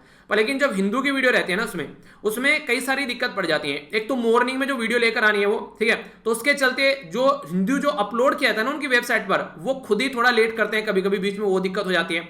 कई बार तो ऐसा होता है कि वो एडिटोरियली अपलोड नहीं करते हैं, ठीक है, उसको लेट जाकर अपलोड करते हैं, तो उसके चलते फिर देखना पड़ता है। तो उसके चलते भी कई बार मुझे लेट होता है। आज के में हिंदू देखो आप लोग, ठीक है, तो उसकी वजह से दिक्कत एक तो आ रही है, ठीक है। कई बार ऐसा होता है कि मान लो कि इंटरनेट की दिक्कत आ गई बीच में, उसकी वजह से अपलोडिंग में लेट हो जाता है। कई बार आर्टिकल बहुत अच्छे आ जाते हैं सारे, उनको कवर करना है तो उसकी वजह से थोड़ा लेट हो जाता है। तो मॉर्निंग में उसमें इसीलिए चीजें जो है वो अप डाउन चलती रहती हैं, ठीक है। दिक्कत यह है कि बेसिकली सारी चीजें कवर भी करनी है, कुछ छूटना भी नहीं है, और एक प्रॉपर वे में आप लोग का डिस्कशन होना चाहिए, ठीक है। एडिटोरियल होता है मोस्ट इंपोर्टेंट पोर्शन होता है वहां पर, जिसके चलते आप लोग का एक एनालिटिकल माइंड जनरेट होता है, ठीक है। तो वो सारी चीजें आप लोग के माइंड में बिल्कुल क्लियर होनी चाहिए, तभी फायदा होता है चीजों का, ओके। तो वही सारी चीजें वहां पर देखते हैं आराम आराम से, तो टेंशन मत लीजिए, सारी चीजें कवर होंगी। तो कोशिश करता हूं, देखता हूं उसको किस तरीके से फिक्स किया जा सकता है उसके बारे में देखेंगे। पहले अभी इसको आप लोग फिक्स कर लेते हैं 9 बजे, ठीक है। तो 9 बजे सही है ना, इसको एंजॉय कीजिए एग्जैक्ट 9 बजे। और मेरा टारगेट अब भी खुला हुआ है वो, ठीक है। अगर बात करें हिंदू की वीडियो पर चलिए आप लोग को एक ऑप्शन और देता हूं, या तो हिंदू की वीडियो पर, ठीक है, या नैनो की वीडियो पर, किसी भी वीडियो पर अगर जो मैं प्रीमियर लगाता हूं उसमें 5000 अगर आप लोग लाइव आ गए, अब तो आप लोगों को आ जाना चाहिए 5000 अगर लाइव आ गए, ठीक है, अगर उसमें आप लोग लाइव आते रहते हो, ठीक है, तो मैं आप लोगों के लिए एक और नई वीडियो स्टार्ट कर दूंगा। उसके लिए मुझे देखना पड़ेगा कैसे अरेंज करना है, जो भी करना है वो सारी चीजें मैं करूंगा, भले ही वो आप लोगों को डे की लेकर आऊं या फिर वीक में लेकर आऊं, पर लेकिन आप लोगों का उसके अंदर दिखना तो चाहिए मुझे, कि आप लोगों को चाहिए वो, मुझे दिख ही नहीं रहा है इतने दिनों से बोल रहा हूं। कई सारे बच्चे बोले सर एमसीक्यू की वीडियो स्टार्ट कर दो यार, एक जिस तो इंसान के अंदर होना चाहिए ना, वो चीजें चाहिए, उन्हीं के प्यासे के पास में पानी लेकर जा रहे हो, प्यासे को कुएं के पास में आना पड़ता है यार, कुआं थोड़ी ना प्यासे के पास में जाता है। एक छोटी सी एक बात बोल रहा हूं कि अगर इतने आदमी आ गए, ठीक है, तो मैं फिर इसको बेसिकली वीडियो को स्टार्ट करूंगा, ठीक है, जैसे तैसे करनी हो मुझे करनी है। मैं भले ही उसको वीकेंड में एक दिन लेकर आऊं जिसमें एक अच्छा खासा आप लोग क्वेश्चन एक ही वीडियो में डिस्कस हो जाए, या फिर उसी का बेसिकली मेरे माइंड में चीजें चल रही है, अगर आप लोग इसको प्रॉपर वे में जो बातें मैंने बोली है अगर वो हो जाएगा, क्योंकि उससे मुझे लगेगा कि हाँ आपको रियलिटी में वो वीडियो चाहिए। वरना होता क्या है, वो वीडियो मैंने अपलोड, उसमें मेहनत इतनी लग गई, उसको देखने आगे चलकर उसको देखना स्टार्ट कर दिया 3000 लोगों ने, 4000 लोगों ने, ठीक है, तो उसकी जगह में कुछ और प्रोडक्टिव चीज लेकर आ जाऊं जिससे ज्यादा लोग देखें, तो वो ज्यादा बेटर रहेगा। तो कई सारी चीजें माइंड में घूमती रहती हैं, पर लेकिन यही है कि देखिए टाइम बहुत कम है, उसको इफेक्टिवली जितना यूटिलाइज किया जाए उतना ज्यादा बेटर है। तो ये आप लोग खुद डिसाइड कीजिए आप लोगों को क्या चाहिए, आप लोग खुद भी डिसाइड नहीं कर पा रहे हैं। मॉर्निंग बोला था 4 बजे हम उठा करेंगे, 4 बजे मुझे बोला बहुत जोर लगाकर कि मॉर्निंग में 4 बजे उठा करेंगे, और उस टाइम पर वोट डाली गई 16000 लोगों के द्वारा 4 बजे उठने की, ठीक है। तो मॉर्निंग में 16000 लोगों के द्वारा वोट डाली गई, और वहां पर 1-2 दिन जो है वो 1000 से ज्यादा लाइव आए, उसके बाद में लाइव ही नहीं आ रहे हैं, मतलब उठ ही नहीं रहे हैं। मतलब मैं तो सारी मेहनत करता रहूं पर आप लोगों से कुछ ना बोलूं मेहनत करने के लिए, ये इस तरह का फंडा देखने को मिलता है। यानी कि ऐसा लग रहा है कि एग्जाम में ही देने जाऊंगा आप लोगों की जगह, सिलेक्शन मेरा होगा आप लोगों की जगह, ठीक है, मेरी सैलरी मुझे ही सैलरी मिलेगी आप लोगों की जगह। आप लोगों को क्या फायदा होने वाला है उस चीज से, तो बता दो मुझे 1 मिनट के लिए। तो कुछ चीजें ऐसी हैं यार जो बोली जाती है उनको करो, अगर खुद से नहीं बोल रहे हो फिर कर नहीं रहे हो, तो उससे ना फिर अंदर से ऐसा लगता है कि मतलब ठीक है फिर अपने हिसाब से कर लेता हूं। जब आप लोगों को लग नहीं रहा है कि उस तरीके से करना है जैसे आप लोगों से सजेशन मांगा गया, तो फिर मुझे लगता है कि अपने हिसाब से जैसे सुटेबल लगता है, अपने टाइम को हिसाब करके उसके हिसाब से कर लेता हूं। तो आप लोग बाकी तो आप लोग जानते हैं, तो एक तरीके से चीजें जो है पैटर्न में अगर चलनी है तो वो इसी तरीके से चलती हैं कि आप लोगों के अंदर भी डेडिकेशन होना चाहिए। जबरदस्ती आप लोगों ने 4 बजे वो वीडियो डलवाई मेरे से, ठीक है, मैंने डाली उसको, कितने महीने तक वो कंटिन्यूअस चलती रही, तो फिर लगने लगा कि मैंने कहा ये उठने वाले हैं ही नहीं है। कुछ उठ रहे थे बच्चे बहुत सारे जो स्टार्टिंग मोड के, फिर उठना बंद कर दिया, मुझे बोलने लगे फिर शाम को डाल दो, तो फिर मैंने शाम को डालना स्टार्ट कर दिया। अब जब 10 बजे डाल रहा हूँ कुछ ऐसे बोल रहे हैं सर 9 बजे 10 को डाल दो, क्योंकि रात को फिर हम लोग सो जाते हैं। मतलब जो रात को इतनी जल्दी सो रहे हो वो तो बता दो, सुबह 4 बजे क्यों नहीं उठ रहे थे उस टाइम पर? अब जल्दी रात को सोना भी होता है आप लोग को मतलब चाहते क्या हो यार? अगर मैं इसको रात को लेट में डालूं तो बोलते हो सर थोड़ा और जल्दी डाल दो, सुबह को अगर 4 बजे की बात कर रहे हो वहां उठ नहीं रहे हो। मतलब पैटर्न क्या चल रहा है मुझे समझाओ तो सही, मेरी समझ में नहीं आई ये सारी चीजें अब तक। चलिए जो भी एंजॉय करो, सिलेक्शन तो लो कम से कम, बाकी तो जो भी होगा चलता रहेगा बात करते हैं आइए आगे यहाँ पर, तो 9 बजे इसको कर देते हैं फिक्स, ठीक है। तो इसके बारे में अगर बात करें यहाँ पर, अभी बात की जा रही है कि बेसिकली इसके चलते किस तरीके से जो चीपेस्ट जो रिसोर्सेज होना चाहिए एनर्जी के पॉइंट ऑफ से अगर ध्यान रखें तो उसके ऊपर फोकस किया जाएगा। और ये विन विन सिचुएशन है यहाँ पर, कंपनी के लिए भी जो जनरेट करने वाले हैं और जो डिस्ट्रीब्यूट करने वाले हैं उनके लिए भी, ताकि यहाँ पर उनकी सेविंग ऐसा कहा जा रहा है जिस तरीके से इन्होंने प्रोसीजर फॉलो करने की बात की जा रही है, तो 12,000 करोड़ रुपए के करीब यहाँ पर ये सेव कर पाएंगे। तो ये बातें यहाँ पर देखने को मिल रही है। तो रिन्यूएबल एनर्जी को अगर इंप्लीमेंट किया जाता है प्रॉपर वे में, तो implementation of market based economic dispatch जो है यहाँ पर ये, तो 1 नेशन 1 ग्रिड 1 फ्रीक्वेंसी और 1 प्राइस की बात की जा रही है। यानी कि एक देश के अंदर एक ग्रिड रहेगा कनेक्टिविटी बनाने के लिए, एक फ्रीक्वेंसी पर चलेगी चीजें और एक प्राइस रहेगा। ऐसा नहीं कि अलग अलग एरिया में अलग अलग प्राइस आप लोगों को देखने को मिल रहे हैं। तो जो इलेक्ट्रिसिटी डिस्ट्रीब्यूट करने वाली कंपनी है उनको भी आसानी रहेगी, उनको भी ज्यादा माथा पच्ची नहीं करनी पड़ेगी, तो उसके चलते उनको भी आसानी रहेगी। प्रॉपर वे में डिफाइन कर दिया ऐसा होगा तो फिर ऐसा ही होगा, ठीक है। ऐसा नहीं कि कोई कुछ बोल रहा है कोई कुछ बोल रहा है। तो अभी फिलहाल मिनिस्ट्री ऑफ पावर के द्वारा इसको इंप्लीमेंट करने की बात की जा रही है फर्स्ट फेज में, 1 अप्रैल 2022 से इसको इंप्लीमेंट किया जा रहा है। तो इसका मतलब ये कि अभी ये न्यूज आप लोग पढ़ रहे हो, ये अप्रैल के महीने में 2022 में भी आप लोगों को फायदा पहुंचाने वाली है, अगर नेक्स्ट ईयर भी आप लोग अपना एग्जाम दोगे तो इस तरीके की चीजों को देखा कीजिए। ऐसा नहीं होता कि न्यूज पढ़ ली और भूल गए, आगे भी आप लोगों को चीजें देखने को मिलती रहती हैं। ठीक है, आइए अब आगे चलते हैं, आप बात करते हैं डिटेल में कुछ न्यूज के बारे में। इंटरनेशनल न्यूज है यहाँ पर, ये ग्लोबल इकोनॉमिक जो प्रोस्पेक्ट के बारे में बात की जा रही है। ग्लोबल इकोनॉमिक प्रोस्पेक्ट ये प्रस्तुत की गई वर्ल्ड बैंक के द्वारा। इंपोर्टेंट क्वेश्चन पूछ लिया जाएगा डायरेक्ट, फिर बोलेगा क्वेश्चन कहां से बना, तो भाई साहब यहां से बना। तो 2021 में ग्लोबल इकोनॉमिक जो प्रोस्पेक्ट है यहाँ पर, उसके द्वारा बोला गया इंडिया की जो ग्रोथ रहने वाली है, ग्रोथ डोमेस्टिक प्रोडक्ट, वो 8.3 रहने वाली है 2021-22 के लिए। अगर बात करें यहाँ पर, हमारी बात की जाए यहाँ पर 21-22 के लिए 8.3, 22-23 के लिए 7.5, 23-24 के लिए 6.5 ग्रोथ हमारी रहने वाली है, जिसके द्वारा एस्टिमेशन लगाया गया है। ये देखो, इनको हमारे 3 साल का भविष्य पता है क्या होने वाला है। आप लोगों को पता है आप लोगों की जिंदगी में नेक्स्ट डे क्या नेक्स्ट डे आप लोग क्या करने वाले हैं। यहाँ देखिए 3-3, 4-4 साल का हमारा भविष्य बता रहे हैं हमारी कंट्री के, और आप लोग अपने नेक्स्ट डे के बारे में नहीं पता, तो पता होना चाहिए यार जिंदगी में नेक्स्ट डे आप लोग क्या होने वाला है। अपनी एक कम से कम एक रात सोने से पहले अगले दिन का शेड्यूल तैयार कर लिया कीजिए। ठीक है, वर्ल्ड जो इकोनॉमी है वो लगभग 5.6 एक्सपेंड करने वाली है, लगभग जो पोस्ट रिसेशन 2008 में जो रिसेशन आया था ना उसके बाद में। ठीक है, और लास्ट 80 साल में आप लोगों को देखने को मिलेगा ऐसा ग्रोथ देखने को मिल रहा है। एक 1929 में रिसेशन देखने को मिला था, तो इसके चलते आप लोग कंपेयर कर सकते हैं, तो काफी लार्ज स्केल पर चीजें जो हैं वो आगे बोला जा रहा है कि एक प्रोडक्टिव वे में आप लोगों को देखने को मिलेंगी अभी फिलहाल के टाइम पर। क्योंकि देखिए जब एक बार को यहाँ पर सारी चीजें ठप पड़ गई, अब उसके बाद में चीजें लेकर चलनी है ढंग से, तो उनको ढंग से रिकवर करना पड़ेगा, तो पैटर्न थोड़ा अच्छा करना पड़ेगा, तो उसके चलते काफी कुछ आप लोगों को यहाँ पर देखने को मिलेगा। ठीक है, कुछ बातें हैं इसमें, कई सारे स्टेप लिए जाएंगे। रिजर्व बैंक ऑफ इंडिया जो है अनाउंस कर रहे हैं यहाँ पर जो लिक्विडिटी है to micro small and medium enterprise, यानी कि छोटे छोटे लघु उद्योग, अगर कोई स्टार्टअप है उनको सबको सपोर्ट करने की कोशिश की जा रही है। यानी कि मान लीजिए अगर आज के दिन में आप लोग खुद जॉब ढूंढ रहे हैं तो आप लोग अपने लिए जॉब करेंगे, पर आप लोगों ने कोई स्टार्टअप स्टार्ट कर दिया, कोई बिजनेस स्टार्ट कर दिया, तो 4, 5, 10 लोगों को और आप लोग जॉब देंगे। तो उस वाले पर्पज के पीछे ज्यादा है गवर्नमेंट अभी फिलहाल की स्टार्टअप स्टार्ट किए जाए, ज्यादा से ज्यादा हमारी कंट्री में ही मैन्युफैक्चरिंग एक्टिविटी स्टार्ट हो जाए, तो इसके चलते काफी कुछ देखने को मिलेगा। ठीक है, नॉन परफॉर्मिंग एसेट जो है उसको कम कैसे करना है उसके ऊपर भी फोकस रहता है, ताकि जो लोन लिया गया बैंक के पास में वापस पहुंचे, तभी तो बैंकिंग सिस्टम की खस्ता हालत होने से बचेगी। इसी के साथ में फिस्कल पॉलिसी जो शिफ्ट है 2021 और 22 के लिए, उसके चलते बात की जा रही है। क्योंकि देखिए आज की डेट में अगर आमदनी 58 और खर्च रुपया हो गया तो कैसे काम चलेगा। किसान मान लीजिए अपने खेतों में कोई फसल उगा रहे हैं, उस खेतों में फसल उगाने के लिए उनको जो है 5,000 रुपए लग रहे हैं, और उनको मार्केट में जब ले जाकर बेच रहे हैं तो उसके वहां पर उनको ये कितने मिले, 4,500 रुपए मिल रहे हैं। कोई मतलब है? अगर 5 भी मिल जाए तो उसमें भी कोई मतलब रह गया, पूरी मेहनत बेकार है उनकी। अगर भाई साहब कम से कम यहां पर 7,000 में बेची जाए तो 2,000 रुपए इनको मुनाफा होगा, उसको किसी और चीजों में यूज कर पाएंगे, बच्चों की पढ़ाई में, हेल्थ, कोई बीमारी हो रही है घर में, कोई रिक्वायरमेंट है उनके लिए, तो इसलिए जरूरी है कि एक रिकवरी होनी चाहिए जो कि यहां पर काम किया जा रहा है। आप लोग भी खुद सोचो, अगर आप लोग कुछ काम स्टार्ट कर रहे हैं और वहां पर जरा सा भी प्रॉफिट नहीं हो, आप लोग पता चला 5 लोग आप लोगों ने अपने नीचे रख लिए, ठीक है, उनको घर से सैलरी दे रहे हो, कब तक दे पाओगे? एक टाइम ऐसा आएगा हाथ में कटोरा आ जाएगा, तो चीजें पॉसिबल ही नहीं है। आप लोगों को जब तक एक सस्टेनिंग यहां पर आप लोगों को एक वो नहीं कि एक प्रॉफिट ना होता रहे, तभी तो उनके घर में पैसा जाएगा जो आप लोग के नीचे काम कर रहे हैं, तभी उनको सपोर्ट प्रोवाइड करा पाओगे, तो वो जरूरी है। तो इसी के चलते यहां पर इसीलिए स्टार्टअप को सपोर्ट किया जा रहा है गवर्नमेंट के द्वारा, ताकि बहुत सारे लोगों को सपोर्ट मिल सके। ग्लोबल कोऑर्डिनेशन की जरूरत की जा रही है यहां पर, काफी ज्यादा जरूरी है अगर चाहते हैं आप लोग, क्योंकि अभी फिलहाल जो है लो इनकम कंट्री के अंदर काफी ज्यादा उधारी देखने को मिल रही है, और चाइना की उधारी में बहुत सारी कंट्री है आज के डेट में।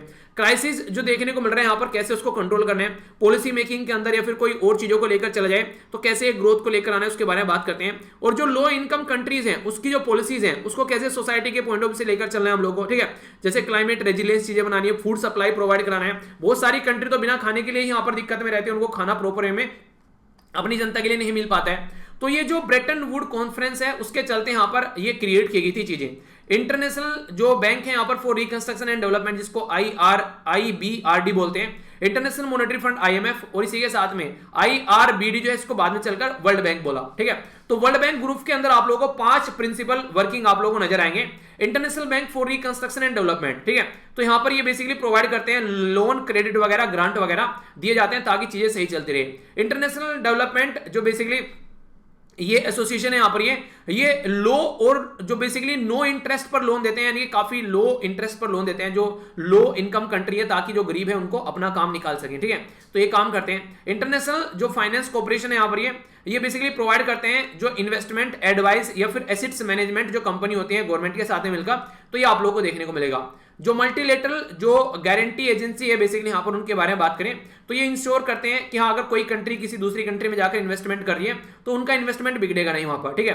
तो यहाँ पर पॉलिटिकल पार्टी के खिलाफ कोई वॉर हो रही है तो वहां पर कैसे चीजों को सेव करनी है, पता चला दुनिया भर का पैसा इन्वेस्टमेंट कर दिया उस कंट्री में अगर युद्ध छिड़ गया, ठीक है, तो उसको कैसे टैकल करना है। International centre for settlement of investment dispute, अगर कोई लड़ाई हो जाती है तो फिर कैसे टैकल करना है, तो इंडिया इसका मेंबर नहीं है। तो कहने का मतलब ये कि बहुत सारे तरीके हैं जिसको लेकर चलने की कोशिश की जाती है। और वर्ल्ड बैंक के बारे में मैंने बात की, ease of doing business report कौन तैयार करता है, World Bank. Human capital index कौन तैयार करता है, World Bank. World development report कौन तैयार करता है, World Bank. Migration and the development brief कौन तैयार करता है, World Bank. Global economic prospect कौन तैयार करता है, वर्ल्ड बैंक। तो ये रिपोर्ट ऐसी जिनके बारे में आप लोग याद रखिएगा। अब यहां पर बात करते हैं life on land. Life on land यहां पर ये कौन सा सस्टेनेबल डेवलपमेंट गोल है, अगर मैं आप लोगों से पूछूं यहां पर, तो सस्टेनेबल डेवलपमेंट गोल है यहां पर ये 15वां जो लाइफ ऑन लैंड के बारे में बात करते हैं। तो लैंड अगर डिग्रेड हो जाती है तो उसको कैसे टैकल करके चलना है उसके बारे में टारगेट है। लैंड डिग्रेडेशन का मतलब क्या है, तो उसको समझने के लिए ये वाली पिक्चर आप लोग ज्यादा देखिएगा। मान लीजिए कहां पर जो बारिश बहुत ज्यादा हो गई, जमीन ऐसे कटकर बह गई, सूखा पड़ गया, जमीन बर्बाद होगी, बंजर होगी, इस तरीके से पता चला रेतली मिट्टी निकल रही है नीचे, ठीक है। कोई ऐसा भूमिस्खलन हो गया, ये कंडीशन देखने को मिल रही है। ऐसी कोई एक्टिविटी निकल गई, आग वाग लग गई, ठीक है, ऐसे आप लोग देखते हैं। तो ये सारी कंडीशन का मतलब है लैंड डिग्रेड हो गई। अब इस भूमि पर आप लोग खेती नहीं कर सकते हैं, ठीक है। तो इसका मतलब कि यहाँ पर ये जो जमीन है ये बंजर हो चुकी है, तो उसी को कैसे रिकवर करना है, तो डेजर्टिफिकेशन, लैंड डिग्रेडेशन और ड्रोथ, यानी कि जो मरुस्थलीकरण हो जाते हैं, लैंड डिग्रेड हो जाती है जमीन, और या फिर सूखा पड़ जाता है, तो इनको टैकल करने के लिए सस्टेनेबल डेवलपमेंट गोल 15वां है जो कि लाइफ ऑन लैंड के बारे में बात करता है। अभी न्यूज में किस लिए यहाँ पर ये प्राइम मिनिस्टर मोदी साहब के द्वारा यहाँ पर एड्रेस किया गया यूएन को, और बोला गया इस जो बेसिकली हाई लेवल डायलॉग था उन डेजर्टिफिकेशन और लैंड डिग्रेडेशन और ग्रोथ के ऊपर वीडियो कॉन्फ्रेंसिंग के थ्रू, तो यहां पर कई सारी बातें देखने को मिली। इन्होंने बोला कि जो प्रेसिडेंट है यहां पर basically he spoke as a president, यानी कि जो इसकी कॉन्फ्रेंस के जो प्रेसिडेंट थे, 14 जो सेशन था यहां पर, ये कॉन्फ्रेंस ऑफ पार्टीज का यूएन का जो कन्वेंशन है और जो यहां पर कम्बैक्ट ऑफ डेजर्टिफिकेशन, तो इसका प्रेसिडेंट कौन है यहां पर 14 सेशन का, वो इंडिया है। तो प्राइम मिनिस्टर मोदी साहब यहां पर बीइंग ए प्रेसिडेंट इनके द्वारा एड्रेस किया गया और एनकरेज किया गया सारे मेंबर्स को कि यहां पर लैंड को डिग्रेड होने से बचाना है, ठीक है। तो लैंड डिग्रेडेशन जो यहां पर बेसिकली आप लोग बोल सकते हैं यहां पर न्यूट्रलिटी को बेसिकली लेकर आना है ताकि टारगेट को अचीव किया जा सके, और नेशनल ग्रोथ प्लान यहां पर लाना है ताकि कोई जमीन ऐसी हो रखी है तो उसको इस कैटेगरी से बाहर निकाला जा सके। तो ये फोकस एरिया है। जो हाईलाइट जो स्टेप है यहां पर इंडिया के द्वारा लिए गए उनको भी बताया गया कि इंडिया के द्वारा नेशनल जो कमिटमेंट है वो लैंड डिग्रेडेशन और जो यहां पर जो बेसिकली जो न्यूट्रलिटी है उसको देखना है यहां पर, और सस्टेनेबल डेवलपमेंट गोल जो है 15वें में जो पॉइंट 3 है वो यहां पर बोल रहे हैं, ठीक है। तो 15वां गोल तो कम से कम याद रखेगा, और 2030 तक का हमारा टारगेट है 26 मिलियन हेक्टेयर को हम लोग को डिग्रेडेशन के बाहर निकालना है, एक अच्छी जमीन बनाना है, ठीक है। इसके चलते अगर बात करें लास्ट 10 ईयर में हम लोगों ने 3 मिलियन हेक्टेयर जो है हम लोग ऑलरेडी यहाँ पर एक फॉरेस्ट कवर कर चुके हैं, यहाँ पर एडिट की गई है हमारे द्वारा। तो अभी टारगेट लंबा सफर है, अभी हम लोग यहाँ पर 10 साल में इतना किया है, तो आगे 9 साल बच गए, 9 साल में कैसे इसको टैकल करेंगे वो देखने वाली बात है। बाकी और अगर बात की जाए चैलेंज क्या फेस किए जाते हैं यहाँ पर, अगर आज के डेट में बात करें तो लैंड डिग्रेडेशन आप लोगों को देखने को मिलता है, तो अफेक्ट किया जाता है 2/3 ऑफ द वर्ल्ड लैंड आज की डेट में, यानी कि ये प्रॉब्लम हमारी कंट्री में नहीं है ओनली, ये ऑल ओवर वर्ल्ड में 2/3 जो लैंड है एक आप लोगों को देखने को मिलेगा यहाँ पर, ठीक है। तो यानी कि आज की डेट में ये ऑल ओवर वर्ल्ड की प्रॉब्लम है, ये हमारी प्रॉब्लम नहीं है, ऐसा बोल सकते हैं, ठीक है। अगर बात की जाए यहाँ पर लैंड को रिस्टोर कैसे करना है उसके ऊपर फोकस देना है। सेंटर ऑफ एक्सीलेंस के बारे में बात की जाए तो साइंटिफिक कोई अप्रोच लेकर आनी है ताकि टैकल किया जा सके। हमारी कंट्री में कौन काम करता है इसके ऊपर ये याद रखेगा, हमारी कंट्री में basically Indian council of forestry and research education है। कहां पर है ये है देहरादून के अंदर। ये एक ऐसी जो ऑर्गेनाइजेशन है जो कि हमारी कंट्री में ministry of environment forest and climate change के अंदर में आती है। अगर कोई लैंड डिग्रेडेशन वाला मैटर है तो ये उसको यहां पर देखते हैं ताकि उसको डिग्रेडेशन को रोका जा सके। कोई आप लोगों से पूछे लैंड डिग्रेडेशन हो क्यों रहा है, यानी कि लैंड बर्बाद हो क्यों हो रही है, तो वेदर की वजह से हो रही है, ठीक है, सूखे की वजह से हो रही है, ठीक है, क्वालिटी ऑफ सॉइल जो है डिग्रेड होती जा रही है कहीं ना कहीं ह्यूमन एक्टिविटीज की वजह से। आप लोगों ने देखा कहीं कचरा उठा के डाल दे किसी पर्टिकुलर एरिया में, पॉलिथीन है उसके अंदर बहुत सारी कंकड़ पत्थर है, वो लैंड क्या उपजाऊ बचेगी, बिल्कुल भी नहीं बचेगी। आप लोग खुद सोचिए उसके बारे में। अगर आप लोग कहीं पर कंकड़ पत्थर डाले जा रहे हैं, पॉलिथीन बांटे जा रहे हैं दबा दबा कर, तो क्या काम कोई होगा। तो डेजर्टिफिकेशन कॉन्सिक्वेंसेस होता है लैंड डिग्रेडेशन का, जिसके चलते आप लोग देखते हैं एरिड, सेमी एरिड या फिर जो सब ह्यूमिड जो एरिया है वहां पर आप लोगों को चीजें देखने को मिलेगी। क्लाइमेट चेंज की वजह से जो यहाँ पर बेसिकली बायोडाइवर्सिटी लॉस की वजह से पता चला टेम्परेचर बहुत बढ़ गया, वहां पर जो है पेड़ पौधे सारे सूख गए, जीव जंतु मर गए, लैंड डिग्रेड हो जाएगी, माइग्रेट हो जाएंगे, किसी और एरिया में जाकर रहने लगे। इसकी वजह से जूनोटिक बीमारी भी कई बार होती है जिसको आप लोग बेसिकली ऐसी बीमारी जो जानवरों से इंसानों और इंसानों से जानवरों में फैलती है। तो ऐसी भी दिक्कत देखने को मिलती है। तो कहने का मतलब यहाँ पर यह है कि बहुत सारी दिक्कतें हैं, उनका समाधान होना चाहिए। हमारी कंट्री में कोई इसके ऊपर काम किया गया है क्या, अगर बात करें आप लोगों से, तो यूएन जो यहाँ पर यूनाइटेड नेशन कन्वेंशन और डेजर्टिफिकेशन जो है ये स्टैब्लिश तो किया गया था 1994 में, ठीक है। ये 1994 में इसको एस्टेब्लिश किया गया था और दिल्ली डिक्लेरेशन था 2019 में, ठीक है। तो 14th जो कॉन्फ्रेंस ऑफ पार्टी थी यूएनसीसीडी की, उसके द्वारा बेटर बोला गया कि किस तरीके से लैंड को हम लोग को टैकल करना है, ठीक है। तो यहां पर इसके ऊपर फोकस किया गया। और एक बोन चैलेंज आप लोग याद रखिएगा, बेसिकली BONN, ठीक है, बोन जर्मनी के अंदर में। तो इनके द्वारा बोला गया कि 150 मिलियन हेक्टेयर जो वर्ल्ड वाइड डिफोरेस्टेशन हो रहा है, तो उसकी वजह से लैंड डिग्रेडेशन हो रही है, उसको रिस्टोर करना है 2020 तक का। 350 मिलियन अगर बात की जाए यहाँ पर ये हेक्टेयर लैंड को 2030 तक का बेसिकली इनके द्वारा रिस्टोर करना है। तो ये बोन चैलेंज है यहाँ पर फिलहाल। अभी इंडिया के द्वारा क्या एफर्ट लगाए गए हैं कुछ, जी हाँ, कई सारे एफर्ट लगाए गए हैं। अभी प्रधानमंत्री कृषि सिंचाई योजना के तहत हम लोगों के द्वारा और Mahatma Gandhi national rural employment guarantee scheme के द्वारा कई सारे एरिया में काम किया गया है, चीजों को बेटर तरीके से किया गया है। ऐसी यहाँ पर इनके द्वारा बातें बोली जा रही हैं कि एक तरीके से यहाँ पर हम लोग काम कर रहे हैं, ऐसा नहीं है, ठीक है। तो उसको इंप्रूव करने की कोशिश की जा रही है। तो इंडिया जो है वो हाथ पे हाथ धरे हुए नहीं बैठा है, हम लोग काम कर रहे हैं, ठीक है। तो हम लोग इस एरिया में मिलकर हम लोग काम कर रहे हैं। तो हम लोगों ने बेसिकली अगर बात करें रण ऑफ कच्छ में गुजरात के अंदर भी डिग्रेडेड लैंड को इंप्रूव किया है। तो ये भी यहाँ पर बातें बोली जा रही है, ठीक है। तो बेसिक आइडिया रखेगा। नेक्स्ट जो यहाँ पर ये न्यूज निकल कर आ रही है ये स्टेट के बारे में। तो स्टेट से रिलेटेड यहाँ पर ये न्यूज है और यहाँ पर बात की जा रही है बेसिकली ये है दागमारा। तो बेसिकली एक पर्टिकुलर हाइड्रो प्रोजेक्ट है जो कि रिसेंटली अभी न्यूज में है। तो इसके बारे में क्वेश्चन कई बार आप लोगों से बन जाएगा। अगर बिहार से आप लोग आते हैं पर्टिकुलर तो आप लोगों के लिए और भी इंपॉर्टेंट क्वेश्चन बन सकते हैं। तो एक MOU देखने को मिल रहा है यहाँ पर बिहार स्टेट हाइड्रो इलेक्ट्रिक जो पावर कॉर्पोरेशन है उसके अंदर जो बेसिकली काम किया जा रहा है किसके साथ में मिलकर, ये हमारी कंट्री की जो नेशनल हाइड्रो पावर कॉर्पोरेशन है उसके साथ में मिलकर ये काम किया जा रहा है। तो यहाँ पर ये हाइड्रो इलेक्ट्रिक प्रोजेक्ट आप लोगों को देखने को मिल रहा है, यानी कि इलेक्ट्रिसिटी जनरेट की जाएगी यहाँ पर बेसिकली पानी से। तो उसके चलते यहाँ पर ये काम देखने को मिलेगा। और ये सारे जो प्रोजेक्ट होते हैं ऐसे, ये आप लोगों को कई बार मल्टीपर्पज प्रोजेक्ट नजर आते हैं। मल्टीपर्पज मतलब इलेक्ट्रिसिटी जनरेट की जाएगी मछली पालन के लिए, सिंचाई के लिए और भी कई सारे रीजन के लिए आप लोगों को देखने को मिलेगा यहाँ पर इनका यूज किया जाता है। ये जो पर्टिकुलर जो प्रोजेक्ट है ये कोसी रिवर, बिहार का जो दुख है वो कौन सी रिवर को बोला जाता है, याद है आप लोगों को, है जो बिहार का दुख कौन सी रिवर को बोलते हैं बताइए चलिए। तो यहाँ पर जो कोसी रिवर के बारे में बात की जाए तो इसके किनारे पर आप लोगों को यहाँ पर ये प्रोजेक्ट देखने को मिलेगा। तो यहाँ पर ये run of river hydro project है यहाँ पर ये, जो कि नेचुरली एक डाउनवर्ड फ्लो रिवर है यहाँ पर, जिसके चलते आराम से टर्बाइन वगैरह घूमते रहते हैं और इलेक्ट्रिसिटी जनरेट होती रहती है। तो उस तरीके से आप लोग इसको काउंट कर सकते हैं। तो ये इसके बारे में एक मोटी मोटी इन्फॉर्मेशन रख सकते हैं। क्या क्या चीजें इसके अंदर अगर बात करें तो 130 मेगावाट एनर्जी जनरेट करेगा, 130 मेगावाट जो कि 17 जो बेसिकली देखने को मिलेगा, इन विच 17 जो यूनिट है 17 यूनिट ऑफ 7.65 मेगावाट की वो इंस्टॉल है फॉर पावर जो जनरेशन के लिए, ठीक है। तो आगे चलकर और अच्छे लेवल पर कैपेसिटी बढ़ती है आप लोगों को नजर आएगी। और यहाँ पर 2478 करोड़ रुपए यहाँ पर खर्च किए जाने हैं। देखिए खासकर उस एरिया में यहाँ पर जहां पर एनर्जी नहीं है तो अच्छे से हम लोग एनर्जी जनरेट कर पाएंगे, पहुंचा पाएंगे। पानी आ रहा है, टरबाइन को घुमा रहा है और इलेक्ट्रिसिटी जनरेट कर रहा है। तो सीधी सीधी बात यह है कि कोई भी यहाँ पर ना कोयला यूज हो रहा है ना कोई इलेक्ट्रिसिटी यूज हो रही है, नॉर्मली खर्च की जा रही है इसमें, कोयले से इलेक्ट्रिसिटी बनाओ फिर उससे बिजली बनाओ, ऐसा तो कुछ नहीं हो रहा है टरबाइन घुमाने के लिए। तो इसके चलते ग्रीन एनर्जी की कैटेगरी में आ जाता है। ग्रीन भी है और क्लीन भी है, ठीक है। तो इसके चलते इंप्लॉयमेंट अपॉर्चुनिटी भी बढ़ेगी जो यहाँ पर इस पर्टिकुलर सिस्टम के अंदर काम करेगा। तो नेशनल हाइड्रो जो इलेक्ट्रिक पावर कॉर्पोरेशन है ये हमारी कंट्री में मिनी रत्ना की कैटेगरी में आता है, मिनिस्ट्री ऑफ पावर के अंडर आता है, ठीक है। तो ये अगर बात करें यहाँ पर जो लार्जेस्ट ऑर्गेनाइजेशन है हाइड्रो पावर जनरेशन की इंडिया के अंदर में, तो ये लगभग 24 ऑपरेशन स्टेशन है। टोटल इंस्टॉल की कैपेसिटी है 7071, जिसमें ये काम कर रही है आज की डेट में, ठीक है। तो एक काफी इंपॉर्टेंट ऑर्गेनाइजेशन आप लोग इसको बोल सकते हैं।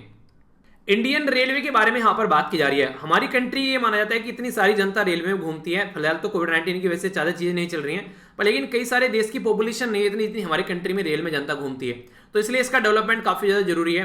तो 5 मेगाहर्ट्ज स्पेक्ट्रम की बात की जा रही है रेलवे के लिए। इसके चलते 5 मेगाहर्ट्ज जो 700 मेगाहर्ट्ज है उसमें इसको यूज किया जाएगा इंडियन रेलवे में फ्रीक्वेंसी ऑफ कम्युनिकेशन और सिग्नलिंग के लिए, ठीक है।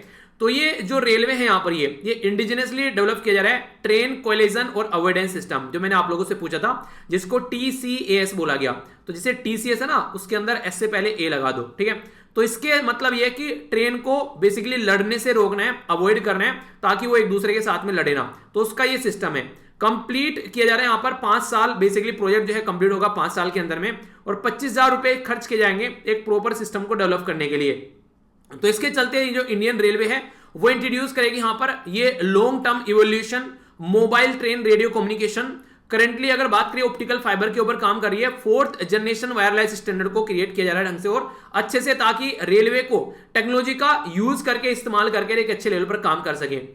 अगर बात करें यहाँ पर बेसिकली बात की जा रही है सीमलेस कनेक्शन के लिए, ताकि आगे चलकर अगर वीडियोस या फिर कोई डेटा प्रोसेसिंग की जा रही है, कम्युनिकेशन सर्विस है, उसमें कोई दिक्कत देखने को नहीं मिले, ठीक है। एक्सीडेंट और जो डिले होता है उसको रिड्यूस किया जा सके, यानी कि एक तरीके से जो लोको पायलट होते हैं, स्टेशन मास्टर या फिर कंट्रोल जो सेंटर होते हैं, ठीक है, तो रियल टाइम में इंटरेक्शन कर सके, उसमें कोई भी गैप देखने को न मिले, इंटरनेट का कनेक्शन की वजह से कोई दिक्कत ना हो। इसी के साथ में बात करें तो इंटरनेट ऑफ थिंग्स का यूज किया जाएगा, जैसे कि सीसीटीवी कैमरा वगैरह लगाकर प्रॉपर वे में चीजें चल रही हैं, ठीक है, जो भी इंफॉर्मेशन है वो प्रॉपर टाइम पर पहुंच रही है, तो ऐसी चीजें आप लोग को देखने को मिलेगी। तो इसके चलते एक एफिशिएंट सिस्टम जनरेट यहां पर किया जाएगा जो इंटरनेट की हेल्प से, ओके, जो भी फिजिकली जो एक इस जो है देखिए चीजें जो रुकावट करती हैं वो सारी चीजें यहां से दूर की जाएंगी, ओके, तो ये सारी चीजें रहेंगी। इसी के साथ में जो ट्रेन जो कोलिशन जो अवॉइडेंस सिस्टम है वो तो आप लोगों को देखने को मिलेगा। तो जो माइक्रो प्रोसेसर बेस्ड सिस्टम है जिसमें बात करें तो यहाँ पर स्पीड, डायरेक्शन, डिस्टेंस कितनी चल रही है यहाँ पर, इसी के साथ में सिग्नल जो पास हो रहे हैं, ठीक है, क्या क्या अलर्टनेस है उससे रिलेटेड यहाँ पर वो भी सारी देखने को मिलेगी, और सेफ्टी आप लोगों को नजर आएगी। यानी कि जो पूरा सिस्टम है एक अच्छे तरीके का सिस्टम आप लोगों को यहाँ पर डेवलप नजर आएगा, जो कि काफी प्रोडक्टिव वे में आगे आने वाले टाइम में काम कर पाएगा। तो कहीं एक्सीडेंट हो रहा है, कोई डिले हो रहा है, कोई कनेक्शन लूज हो रहे हैं, तो सारी चीजें भी खत्म हो जाएंगी, तो एक अच्छा सिस्टम आप लोगों को देखने को मिलेगा, ठीक है। तो इसके बारे में याद रखिएगा, इंपॉर्टेंट क्वेश्चन आप लोगों से बन सकता है। तो ये था डिस्कशन, 1 मिनट के अंदर इसका रिवीजन कर लेते हैं, फिर आप लोगों को यहाँ पर क्वेश्चन है उनका आंसर आप लोगों को देना है। हम लोगों ने 2 इंपॉर्टेंट डे देखे जिसके बारे में आप लोगों को पता होना चाहिए, डायरेक्ट क्वेश्चन बन सकता है। शॉर्ट न्यूज में हम लोगों ने कई सारी इंपॉर्टेंट न्यूज देखी यहाँ पर। पहले यहाँ पर हम लोगों ने जो बात की ये बेसिकली मिनिस्ट्री ऑफ पावर से रिलेटेड जो न्यूज थी हम लोगों ने समझी। नेक्स्ट हम लोगों ने यहाँ पर जो न्यूज देखी यहाँ पर सेंट्रल विजिलेंस कमीशन के बारे में हम लोगों ने डिटेल में बातें जानी। इसी के साथ में कैसे एनर्जी सिक्योर करनी है, रेलवे को कैसे जो एनर्जी एफिशिएंट बनाना है वो हम लोगों ने समझा। केमिकल वेपन की बात की गई सीरिया में, वो सारी चीजें हम लोगों ने समझी। इसी के साथ में कैसे यहाँ पर बेसिकली जो कीनिया के अंदर प्रोजेक्ट चल रहे हैं उसके बारे में समझा। कुछ और बातें हम लोगों ने देखी डिग्रेडेशन के बारे में, सारी बातें। इंटरनेशनल न्यूज में हम लोगों ने यहाँ पर ग्लोबल जो इकोनॉमिक प्रोस्पेक्ट है उसके बारे में समझा, डिटेल में क्या क्या दिक्कत है और क्या क्या फायदे देखने को मिल सकते हैं। इसी के साथ में हम लोगों ने सस्टेनेबल डेवलपमेंट गोल के बारे में जाना, और 15वां जो गोल है जो लैंड डिग्रेडेशन और इन सब चीजों के बारे में बात करता है वो हम लोगों ने समझा। नेक्स्ट हम लोगों ने यहाँ पर बिहार के अंदर जो पावर प्रोजेक्ट है उसके बारे में जाना, जो कि आप लोगों को पता होना चाहिए, कई बार क्वेश्चन बन जाते हैं, कंफ्यूजन हो जाता है। इंडियन रेलवे के और स्पेक्ट्रम के बारे में हम लोगों ने यहाँ पर कुछ बात की जिसके बारे में आप लोगों को पता होना चाहिए। यहाँ पर भी आप लोगों से कई बार एग्जाम में क्वेश्चन बन जाते हैं, ठीक है। तो ये मोटी मोटी इन्फॉर्मेशन आंसर राइटिंग के लिए भी आए तो आप लोग यूज कर लीजिएगा, ओके। अब आप लोगों के सामने है यहाँ पर क्वेश्चन, इनको आप लोग अटेम्प्ट कीजिए। मिनिस्ट्री ऑफ पावर के द्वारा यहाँ पर एक सर्कुलर डिस्कशन जो पेपर वो देखने को मिला, MBED क्या है उसके बारे में आप लोग को बताना है। इसी के साथ में कब तक का बोला गया है यहाँ पर बेसिकली रेलवे के बारे में बताना है कि जीरो एमिशन की बात की जा रही है। OPCW की फुल फॉर्म आप लोगों को बतानी है, और कब तक का यहाँ पर टारगेट रखा गया है, ये कब इसको यहाँ पर बेसिकली आप लोगों को बताना है, किसके बारे में, कौन सी कंट्री के बारे में इसके द्वारा बोला गया कि वॉयलेशन किया गया और कब इसको नोबेल पीस प्राइज मिला, ठीक है। इसी के साथ में टाइटल ये है बेसिकली स्टेट ऑफ इन्वायरमेंट, ये basically state of India's environment 2021। तो यहाँ पर आप लोगों को ये बताना है कि ये किसके द्वारा रिलीज की जाती है, ठीक है। 2021 जो ग्लोबल इकोनॉमिक प्रोस्पेक्ट है इसके बारे में आप लोगों को बताना है यहाँ पर किसके द्वारा रिलीज किया गया। कई सारी और भी रिपोर्ट मैंने बताई। सस्टेनेबल डेवलपमेंट गोल कौन सा है, यहाँ पर लैंड डिग्रेडेशन के बारे में बात करता है। MOU साइन किया गया NHPC का, किसके साथ में, बिहार इलेक्ट्रिक जो यहाँ पर कॉर्पोरेशन है उसके साथ में, बिहार की जो state hydro electric power corporation है। तो ये प्रोजेक्ट है यहाँ पर दागमारा, ठीक है, तो याद रखिएगा बिहार के अंदर है। रेलवे के द्वारा यहाँ पर TCAS यहाँ पर ये इसकी फुल फॉर्म बताइए। तो इंपॉर्टेंट क्वेश्चन बन जाते हैं, कंफ्यूजन नहीं होना चाहिए, ठीक है। आइए जल्दी जल्दी थोड़ा सा रिवीजन और कर लेते हैं। कल का 24 घंटे के अंदर एक रिवीजन अगर हो जाता है तो लंबे समय तक चीजें याद रख पाओगे। लेफ्टिनेंट गवर्नर कहाँ के हैं जिनके द्वारा यहाँ पर अभी योन टैब के बारे में बात की जा रही है। तो ये किससे रिलेटेड स्कीम है, ये डिजिटल इंपावरमेंट किया जा रहा है बच्चों का। तो किस राज्य, किस यूनियन टेरिटरी के द्वारा इसको लॉन्च किया गया है। ऑपरेशन पेंजिया 4 के बारे में आप लोगों को बताना है, जो कि फेक मेडिसिन या फिर प्रोडक्ट ऑनलाइन बेचे जा रहे हैं उसके बारे में बात की जा रही है। तो 14 है यहाँ पर पहला ऑपरेशन कब लॉन्च किया गया था, चलिए ये भी बताइए। सरल जीवन बीमा, इसके बारे में आप लोगों को बताना है किसके द्वारा ये लॉन्च की गई इंश्योरेंस स्कीम।